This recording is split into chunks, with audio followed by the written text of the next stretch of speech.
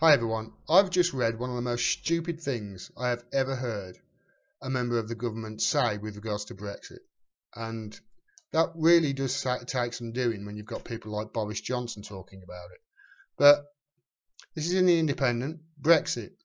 David Davis mocked for fantastical plans for a Northern Ireland buffer zone.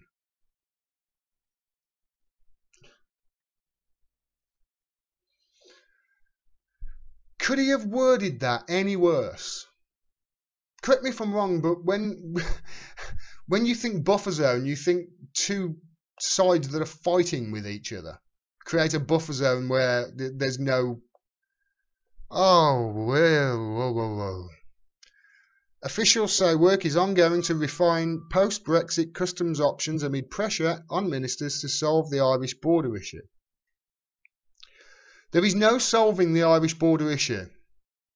I'm telling you that right now. And anybody in the government who's saying it can be resolved, they're lying to you. Okay? The stipulation, one of the main stipulations in the Good Friday Agreement is there is no hard border between Ireland and the Republic of Ireland. That's it. That's it. That is one of the main stipulations in the Good Friday Agreement. No hard border. Creating a buffer zone is nonsensical. You're still going to have a hard border going in and out of the buffer zone. It's just these people. David Davis has been mocked for coming up with a fantastical solution to the Irish border route after it emerged the government is considering a buffer zone between Northern Ireland and the Republic.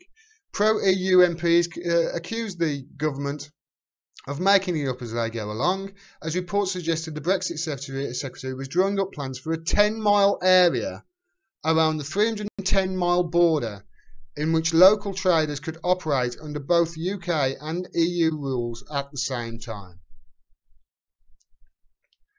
The Department for Exiting the EU, the DEX-EU, declined to comment directly on the plans but confirmed that work was underway to refine post-Brexit customs options. A 10-mile buffer zone.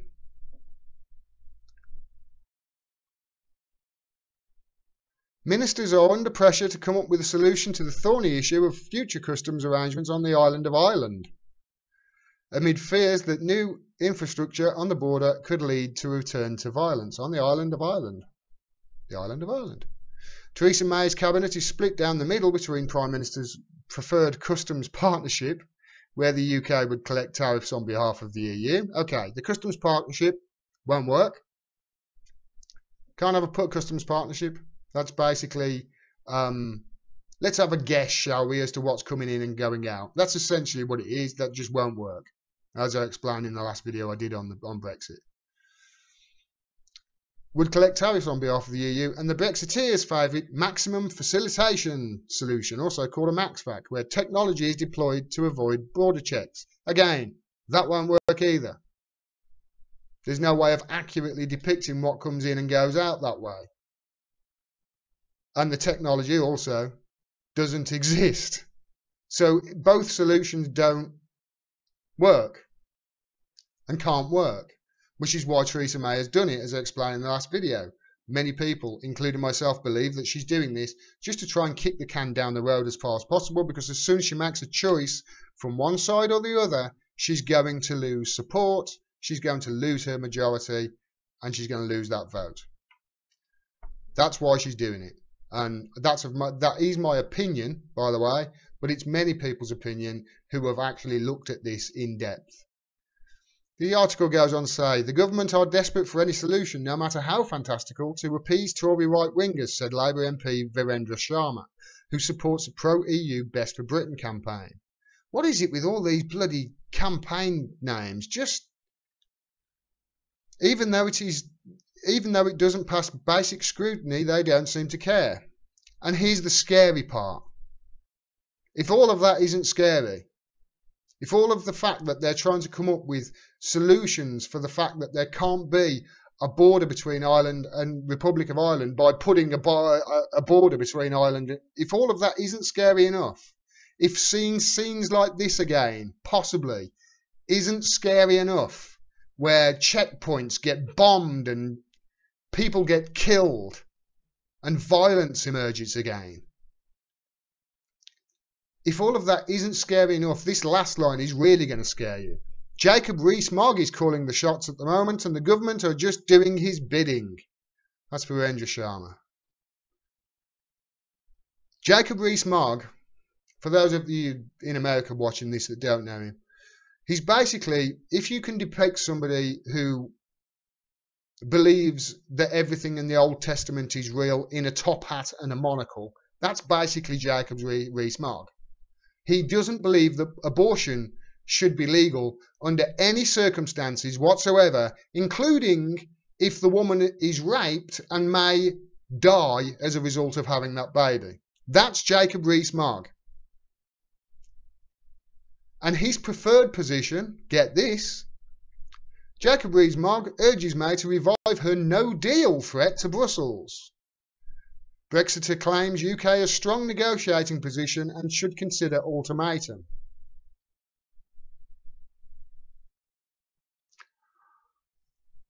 That ultimatum, what he's essentially saying there, what he thinks it is, and what he's portraying this as saying to the EU, right, if we don't have any deal, we're just going to walk away. Let me explain exactly what that equates to, okay? Because if we do walk away, there is one thing that is a positive, I believe, and others believe, especially people who are Brexiteers who seem to think that we can pull up the anchor on the UK and just paddle our way away from Europe altogether, somewhere closer to the North Pole. But there would be no legal divorce settlement. Fine, okay. But there are 3 million EU nationals at the moment who live and reside legally in Britain. Not illegal immigrants, they're legal over here. They work. The vast majority of them, the unemployment rate from the Polish immigrants was something like 2%, which is extremely low. So they work over here, they pay into the system. Yeah, okay. It's not great, them coming over and the wages being driven down. Them coming to this country and the wages being driven down because they'll work for less. But you can't blame them for that.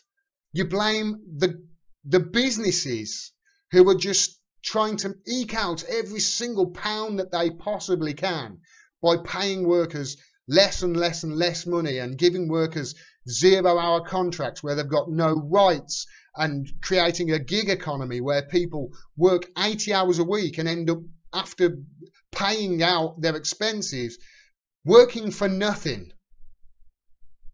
You don't blame the migrants or the immigrants for that, the legal immigrants for that. You blame the businesses and you blame the government for it. You don't blame the people who are being persecuted because of this and being taken advantage of. Oh, so there's 3 million of them over here, and immediately they will be like, oh, they'll essentially have no rights over here. Essentially, Britain will be able to go bye and kick them back to whatever, the Eastern European countries and other countries that they came from. 3 million. Why would that be a bad thing? Because we've got 1 million expats living abroad in the EU as well. That's 1 million people living in countries like Spain and France and Italy. They would have no rights either. They would have to be kicked out. If we kick it becomes tit for tat. It becomes ridiculous. It almost becomes like a war between us and the EU. It gets worse. Okay? And I know there are pro-Brexiteers who will be listening to this and just listen to what I'm saying. Like I have said before, I don't know whether we should leave or stay, but this sounds to me like it's horrific. And this is what Brexiteers want. Imagine the vast amount of, if I can't remember off the top of my head what the percentage is, but a high percentage of the goods that we import come from the EU. I'll put the stats up here. It's extremely high. And a large percentage of goods that we export goes to the EU as well, rather than the rest of the world. Okay? We would have to immediately start implementing tariffs on what comes in from these countries. Immediately, we would have to start putting tariffs on them. Tariffs on them. We would immediately do that. Why? Because they would put tariffs on us. It would be a trade war, similar to what's going on at the moment with Donald Trump. He's put tariffs on Canada and Mexico and the EU, and they've immediately responded by, well, okay, well, it's going to be more expensive, so we'll put tariffs on you. Who are the people that are going to end up paying for that? Consumers. Consumers like you watching this and like me telling you about it. We are the ones that are going to suffer as a result of this. Let me explain what most of the tariffs, a lot of the tariffs are going to be 2 to 3%. Now that might not seem a lot, but when you're scraping by, 2 to 3% is going to be the difference between having heat on the whole month or food the whole month in the fridge and running out 2 or 3 days before. And that's just, everyday items that we import and export from the EU. Cars would be 10% more. I know people will be going, hey, rich people, they can afford to pay 10% more for the BMWs and Mercedes. Okay, fine, have that stance. What about agriculture? The tariffs that the EU would slap on us immediately on agriculture, that's food, would be between 20 and 40%. Now, if you live in the UK, you will no doubt have noticed, like I have, and like my neighbour has, I'll tell you a little story in a second, that coffee is all of a sudden way more expensive than it was. A jar of Nescafe is way more expensive. I don't drink that crap, but it's way more expensive. And my neighbour was talking about it to me a few months ago, and she said, I don't understand it. We're not out of Brexit yet. Brexit hasn't happened yet. Why is it more expensive? I'm like, I explained this to you before the vote, but you still voted leave. I explained the value of the pound will drop, and it dropped off a cliff. I'll leave the graph up there. I think it lost something like 25%. It's bounced back a little bit since, but it dropped, and therefore the things that we import, they're more expensive. That's why the value of your coffee and other items has gone up slightly, well, a lot in some cases. And then you've got businesses and financial services. Like I say, we export a lot of our products that go out of this country to other countries in the world. A lot of it goes to the EU. They are going to slap tariffs on us as a result of that exporting. And it's just going to become a debacle. The people who are going to suffer here, Jacob Rees-Mogg will be fine. He's got millions in the bank. He's not going to be affected by this. He's not going to be going hungry or worrying where the next meal for his kids is going to come from. Nobody in the government is. The people who are going to be affected the worst by it are the poor and the needy and the disabled. So businesses are going to suffer, people are going to lose their jobs, and the financial services are going to suffer as well.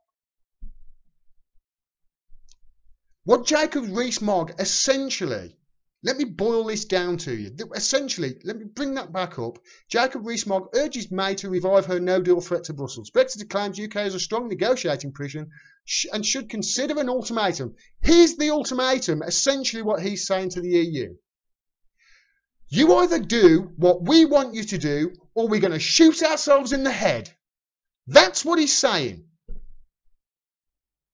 And this is the guy who is the favourite to be the next Tory leader.